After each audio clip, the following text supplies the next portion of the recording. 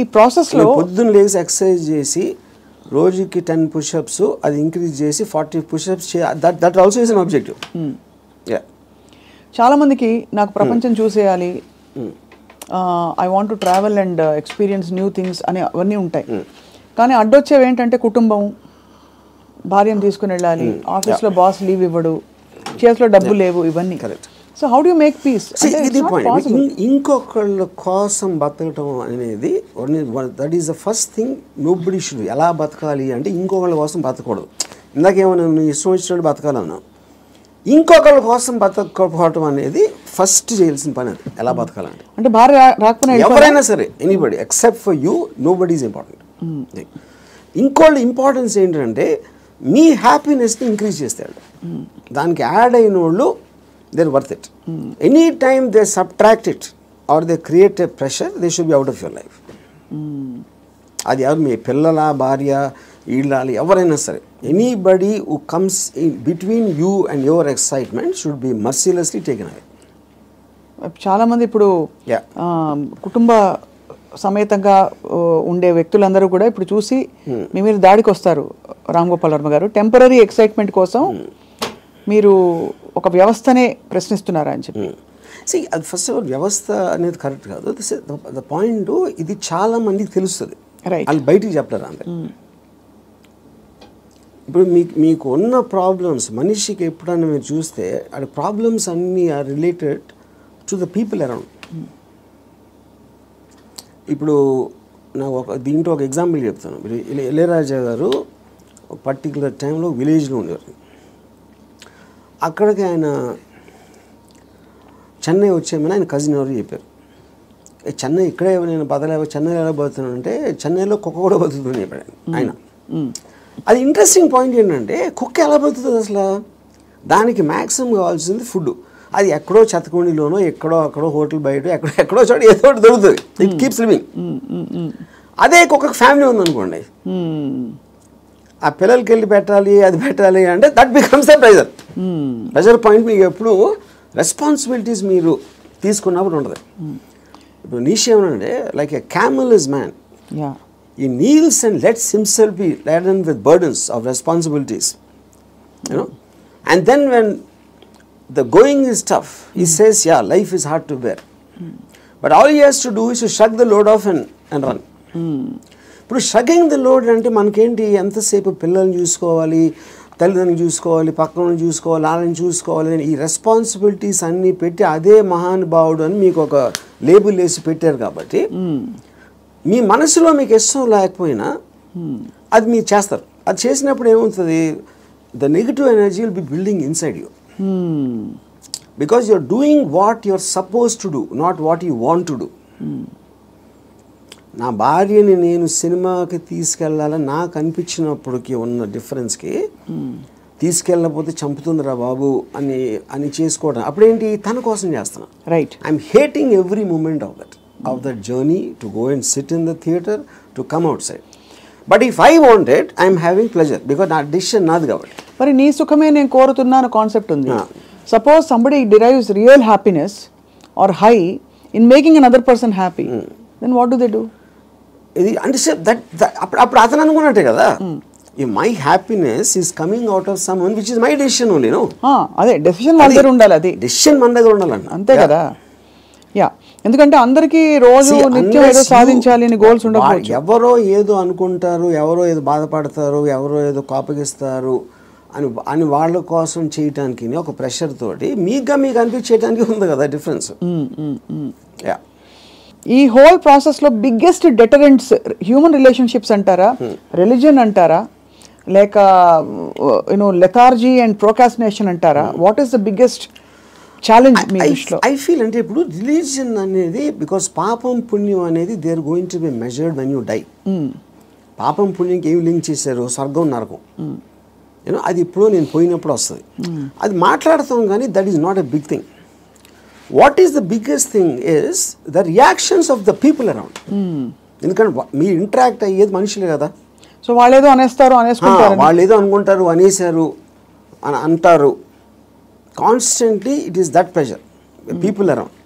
అందుకని people around are the biggest problem creators. వాళ్ళని care చేయని రోజు మీకన్నా హ్యాపీ పర్సన్ ఎవడో ఉన్నాడు. అదేదో ఎలా ఉందంటే ఇప్పుడు నన్ను ఎవరన్నా చాలా తెలివైన వాడు అన్నాడు, ఇంకోటేమో పెచ్చినా కొడుకు అంటారు. And both of them are correct. ఎందుకంటే వాడి పర్సెప్షన్లో అతనికి ఉన్న నాలెడ్జ్ వాటి నేను సేమ్ పర్సన్, కానీ అతను నన్ను చూసే విధానం ఇందాక నేను చెప్పిన ఎగ్జాంపుల్ లాగా వాడి వరల్డ్లో నేను వేరు. So I will B tolerant to that. ఇప్పుడు ఆడు పొగిడాడు అని నేను, ఎందుకంటే నేనేంటో నాకు తెలుసు. నేను అనుకునే దానికన్నా మీరు ఎక్కువ పొగిడితే మీరు ఫూల్ అనుకుంటాను, అనుకున్న దానికన్నా మీరు తను క్రిటిసైజ్ ఎక్కువ చేసిన ఫూల్ అనుకుంటాను. ఎందుకంటే my measurement is only me. I don't let someone else measure me. Yeah, ఈ కాంటెక్స్లో బిగ్గెస్ట్ డెటరెంట్ ఇస్ అటాచ్మెంట్ అని అనిపిస్తుంది చాలా వరకు. సో మీరు ఫర్ ఎగ్జాంపుల్ మీరు చాలాసార్లు ఓపెన్గా షేర్ చేసుకునేవి రిలేషన్షిప్స్ నుంచి బయటకు వచ్చినప్పుడు ఇది నాకు this is coming in the way of my happiness and my objective what ever it is అని అనుకున్నప్పుడు దానిలో వచ్చే ఎమోషనల్ టర్మాయిల్ ఎలా డీల్ చేసుకున్నారు? అసలు ఎమోషనల్ టర్మాయిలే ఫీల్ అవ్వలేదా? ఇప్పుడు దీనికి ఒక ఎగ్జాంపుల్ అంటే నిన్నటి వరకు మనిషిని చూశారు, ఒక మనిషి మీతో రోజు భోజనం చేయడం, you're spending time with them. ఇవాళ నుంచి మీరు బ్రేకప్ అయిపోయాక మనిషి ఉండరు మీ లైఫ్లో. How do you visualise that possibility? That is what I'm saying. ఇప్పుడు ఒక ఎగ్జాంపుల్ ఏమి ఇస్తానంటే, ఇప్పుడు I'm very fond of my father. Obviously నేను పుట్టిన తర్వాత స్కూలు గీలు అన్నీ అయిపోయి నేను ఇంజనీరింగ్ వచ్చాను.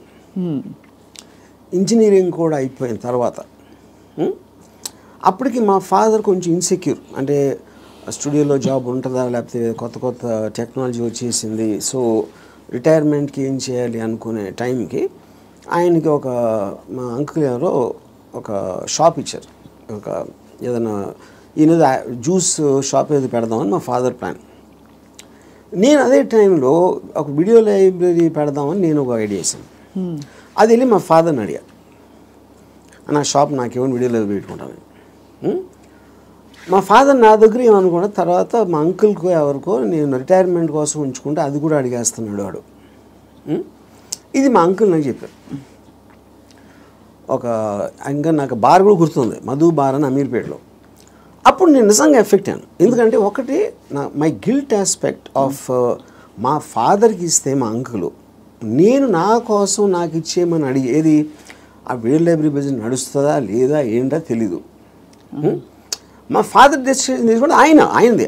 He's got every right to decide what he wants because that belongs to him, not to me. కానీ నాకు జ్యూస్ పార్లర్ నడవదు, వీడియో లైబ్రరీయే నడుస్తుంది అనేది నా.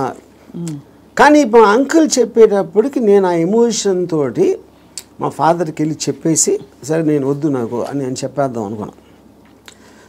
నేను నడుస్తూ ఉంటే అమీర్పేట నుంచి పంజాగుట్కి స్లోగా emotions got this by my logic. నా లాజిక్ ఏమైందంటే, నేను ఎంత స్ట్రాంగ్గా నమ్మినప్పుడు at the most video library పెడితే 2-3 months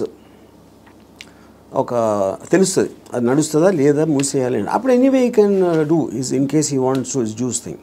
ఓకే, బట్ ఇది వర్కౌట్ అయిందంటే ఇట్ చేంజ్ అవర్ లైఫ్స్. మా ఫైనాన్షియల్ ఆస్పెక్టు ఇది అది అన్నీ మారిపోతాయి. అప్పుడు నేనేం డిసిషన్ తీసుకున్నా ఫైనల్గా, I don't care about what my father thought.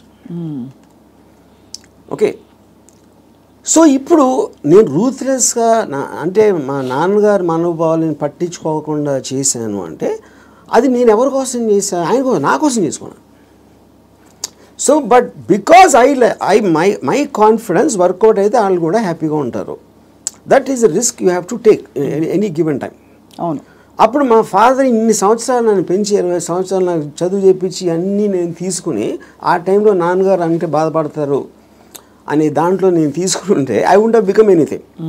Yes, that is selfish, there is no doubt about it. But selfishness, అప్పుడు నేను ఎందుకు పుట్టాను అసలు? మా ఫాదర్ కోసం పుట్టాను, నా కోసం పుట్టాను. మా ఫాదర్ వాళ్ళ ఫాదర్ కోసం పుట్టారా, ఆయన కోసం పుట్టారు. సో ఆ సెల్ఫ్ ఆస్పెక్ట్ అనేది లేకపోతే అసలు బతకడానికి మీనింగ్ లేదు. సో ఇర్రెస్పెక్టివ్ మీ పేరెంట్సా, మీ పిల్లల, వాళ్ళందరూ కూడా they should become devices for your objectives. దాంట్లో వాళ్ళ సైడ్ ఎఫెక్ట్ వాళ్ళు కూడా పెరగచ్చు, కానీ మీ మెయిన్ ఆబ్జెక్టివ్ మిమ్మల్ని పెంచుకోవడం ఉండాలి. అంటే అందరినీ వాడేసుకోమని చెప్తున్నారా? అంతే, 100%.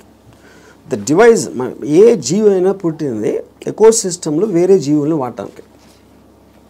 సో మనం ఎంత ఎఫిషియెంట్గా ఎవరు తప్పు అంటున్నారు? అల్ట్రూయిస్టిక్ ఏజెంట్స్ ఉంటారు కదా, వాళ్ళు చెప్తారు ప్రజల కోసం చేయాలి, ఫ్యామిలీ కోసం చేయాలి, పిల్లల కోసం చేయాలి అనేది కాన్స్టెంట్గా మీకోసం మీరు చేయకుండా చేసినప్పుడు ఇందాక నేను డిస్క్రైబ్ చేసిన కాదు అక్కడ రెండు వేరే ఉన్నాయి. ఇంకోళ్ళని మీరు ఇంకోళ్ళ కోసం ఏం చేయక్కర్లేదు, బట్ అవతల వాళ్ళని వాడేసుకోవడం అనేది అది ఇంకొక ఎక్స్ట్రీమ్ కదా. చెప్తాను, వాడేసుకొని ఎవరిని వాడుకోం మనం.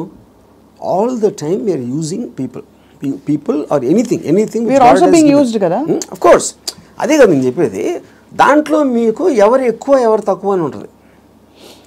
ఇప్పుడు నేను సపోజ్ మా ఇంట్లో పనుడు ఉన్నాడు, ఆడు మనిషే కదా, ఆడికి సేమ్ థింగ్ ఉంది, వాడు ఫైనాన్షియల్గా నాకన్నా తక్కువ, అందుకని ఆడ దగ్గర పని చేస్తున్నాడు అని నేను నన్ను వాడుకున్నట్టే కదా ఆడుకున్న పొజిషన్ చూసి. అలాగే నేను ఇంకోటి ఎవరి దగ్గర పని చేస్తున్నాను. సో ఇప్పుడు పులి జింకని తింటుంది, జింక గడ్డి తింటుంది. So that is order of nature of differences in your things which is a natural thing in terms of that. So దానికి మీరు అది ఆర్డర్ ఆఫ్ నేచర్లో తీసుకోకుండా దానికి ఎగెన్స్ట్గా వెళ్ళి వాళ్ళకి సేవ చేయాలి అంటే అది కానీ మీరు అనేది పులినెస్ జింకనెస్ అనేది మనం కల్టివేట్ చేసుకునే దాన్ని బట్టి మనం మారుతాం, పెరుగుతామని, అంతేనా? ఇప్పుడు పులి జింకను చూసినప్పుడు తిండి చూస్తుంది, జింకను చోట్ల. జింకను ఎందుకు చంపుతుంది? తింటానికి చంపుతుంది. ఇప్పుడు పులి జింక గురించి ఆలోచిస్తే పులి అవ్వదు కదా. పులి అవ్వదు అంటే నేచర్ కూడా అంటలేదు నేను. పులి is being designed to make use of.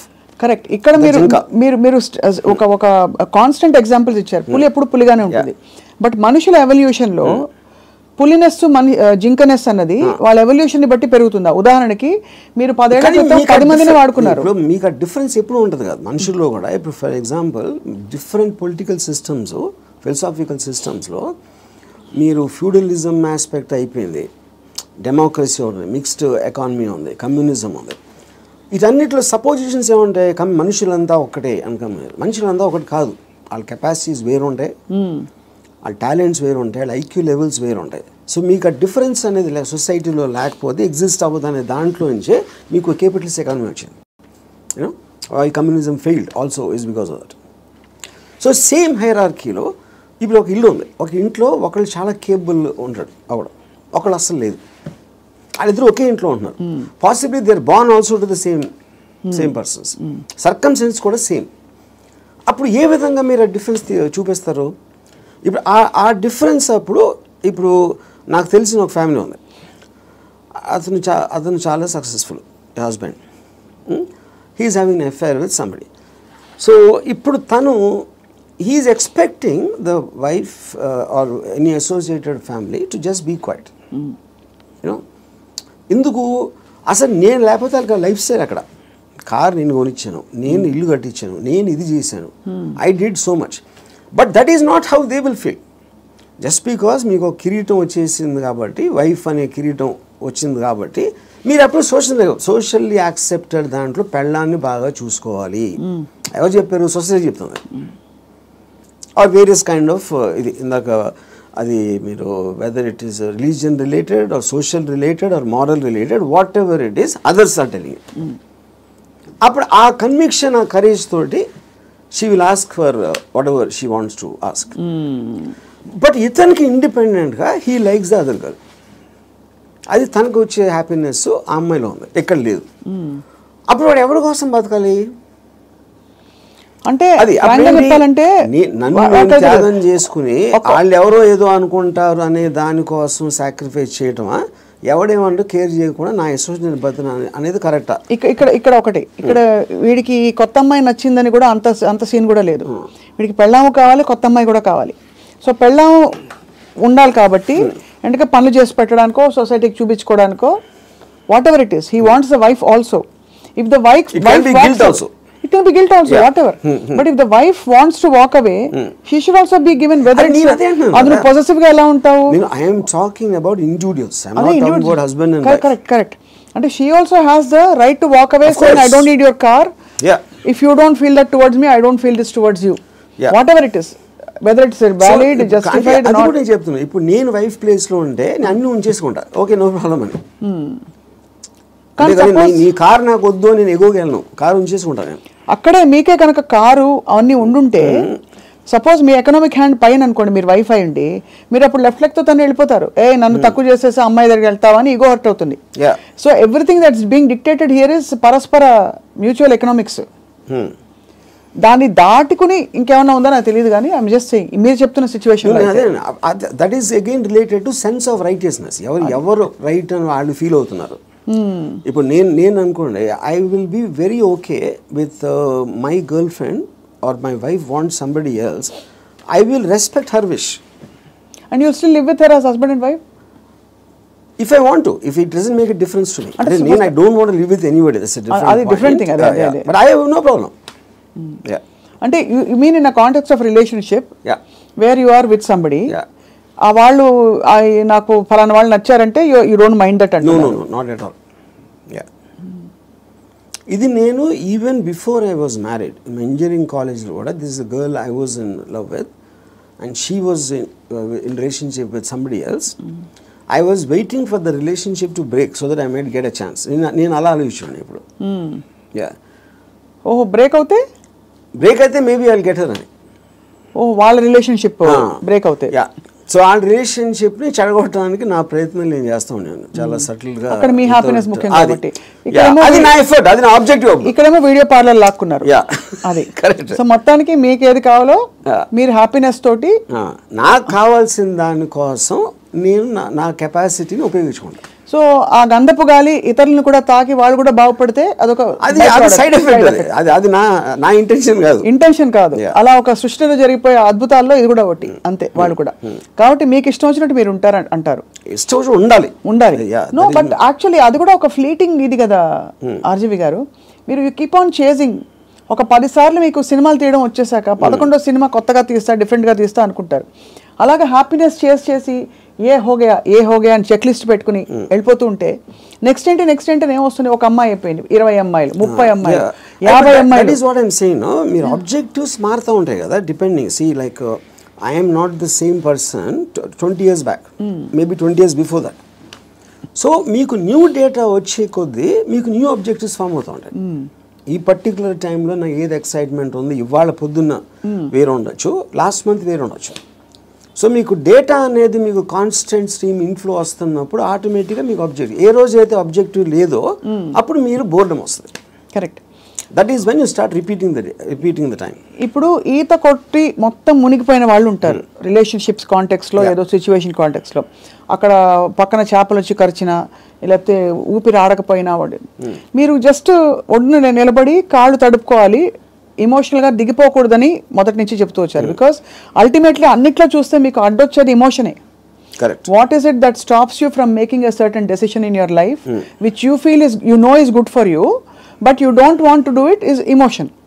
Yeah, but emotion ikkada A context అంటున్నారు. See, it also the decision you don't make because of your foresight. Of sometimes ఇలాంటి డెసిషన్ తీసుకుంటే ఇలాంటి అవ్వటానికి ఆస్కారం ఉంది అని ఆ కాన్సిక్వెన్స్ ని you might not want to bear. So అది అగైన్ సెల్ఫ్ సెంట్రిక్ అంటారు, self protecting and self predicting instinct, capacity to foresee. So మీరు అనేది డెసిషన్ తీసుకోకపోవడం కూడా ఒక్కోసారి not just emotion but your ability to say that అమ్మో ఈ డెసిషన్ తీసుకుంటే నాకు ఇలా అవ్వచ్చు, అల్టిమేట్లీ నేనే మళ్ళీ సఫర్ అవుతాను, అంతేనా? ఇప్పుడు ఫర్ ఎగ్జాంపుల్ నేను నా డివోర్స్ అయినప్పుడు నేను any decision related to someone else, somebody will get hurt. ఇప్పుడు ఆ హర్ట్ని I will have to measure it against my hurt, my whatever my feelings at that time. అప్పుడు నేను ఒక 7-8 years నేను నా డాటర్ని కూడా చూడలేదు. Various reasons. ఎందుకంటే I was so busy in Bombay and I am not a person who is into children at all. So అప్పుడు ఎందుకు షీ వాజ్ మేబీ తను 8 ఎంతో ఉంటుంది. ఒక 15-16 వచ్చిన తర్వాత ఫస్ట్ టైం నేను మాట్లాడాను. నేను ఎలా మాట్లాడాను, అసలు నేను అలాంటి నాకు ఒక గుడ్ క్యారెక్టర్ చెప్పడానికి కానీ నేను అనుకున్న దానికన్నా వర్స్ట్ పర్సన్, నీకు విన్నదానికన్నా నీకు ఎవరైనా చెప్పిన దానికన్నా నేను నా గురించి తప్ప ఎవరి గురించి ఆలోచించాను. ఇది మా ఫస్ట్ లైన్ నేను చెప్పింది 8 ఏళ్ళేగా. అది ఎందుకు చెప్పాను, ఇట్స్ ఎ క్యాలిక్యులేటెడ్ థింగ్. ఇప్పుడు నేను తన దగ్గర నా రెప్యుటేషన్ మంచిగా ఉండాలి అని నా ఎమోషన్ అయినప్పుడు నేను అలా చెప్పాను కాదు కదా, I don't care what she thinks about me. Correct. So I want to be truthful, ఇది నేను అని చెప్పాను. అప్పుడేంటి, then they will get cultivated to that. So ఇప్పుడు ఎప్పుడు మనం మాట్లాడినప్పుడు మీరు ఎంత క్యాజువల్గా చెప్తారో అంత క్యాజువల్గా వాళ్ళు తీసుకుంటారు. మీరు వాళ్ళు ఏదో మహా ఇది జరిగిపోయింది అన్న బిల్డప్ ఇస్తే వాళ్ళు కూడా అలా తీసుకుంటారు. సో ఈ సైకలాజికల్ ఆస్పెక్ట్ అనేది నాకు అర్థమవుతుంది కాబట్టి I will know exactly how to talk to people. అది అన్నిసార్లు వర్కౌట్ అవుతుందని చెప్పట్లేదు. వర్కౌట్ అవ్వకపోయినా నాకు no problem, because I'm already willing to bear the worst situation based upon my decision. నేను తీసుకునే 10 డెసిషన్స్లో 8 ఫెయిల్ అవుతాయి ఎప్పుడు. But 2 will work. So far they worked. So the point is to keep on making decisions is how you have to live. ఎలా బతకాలంటే నిర్ణయాలు తీసుకుంటూ పోవాలి అంతే, ఇప్పుడు మీ దృష్టిలో ఇర్రెస్పెక్టివ్ ఆఫ్ ద కాన్సిక్వెన్సెస్.